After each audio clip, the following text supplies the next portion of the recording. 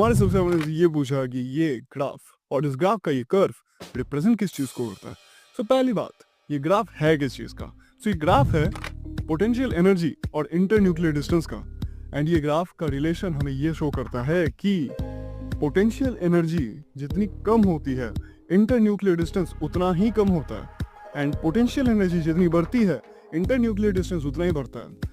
अब इसको आसान भाषा में समझते हैं। जब किसी भी एटम की एनर्जी कम होती है, एटम चाहता है कि वो स्टेबल हो जाए, तो वो बॉन्ड्स बना लेता है।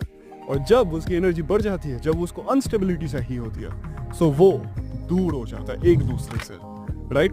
एंड ऐसे ही इस ग्राफ को अगर हम देखें तो यहाँ पे जब पोटेंशियल एनर्जी कम हो रही है, तो एक बॉन्ड फॉर्म होता है 436 किलो जूल पर मोल पे।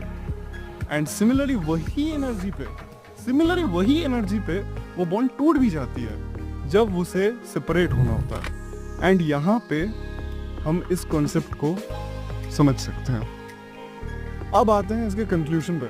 सो हमने इस पूरे वीडियो में ये जाना कि ये ग्राफ है क्या, इस ग्राफ का कर्व क्या करता है, but let's look on facts. अब फैक्ट्स में से पहला फैक्ट हमें ये दिख रहा होता है कि यहाँ पे ये 436 किलो जूल पर मोल की रिक्वायरमेंट है, तब जाके ये बॉन्ड फॉर्म होगा या तो ये बॉन्ड टूटेगा। इट्स जस्ट लाइक कि पानी 0 डिग्री सेल्सियस में बर्फ होती है एंड बर्फ 0 डिग्री सेल्सियस में पानी हो जाता है। सिमिलरली यहाँ पे भी ये बॉन्ड 436 किलो जूल पर मोल में फॉर्म भी होता है और 436 किलो जूल पर मोल में मेल्ट भी हो जाता है या टूट जाता है। मेल्ट तो नहीं होता, टूटता है। अब सेकेंड चीज हमें यहाँ पे ये दिखती है कि 74 pm का इनका इंटर न्यूक्लियर डिस्टेंस होता है। अब pm क्या है? Picometre.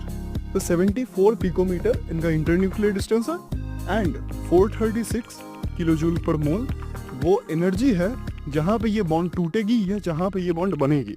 Thank you, have a nice day. आप भी अपने कमेंट कीजिए ताकि हम आपके डाउट सॉल्व कर सके।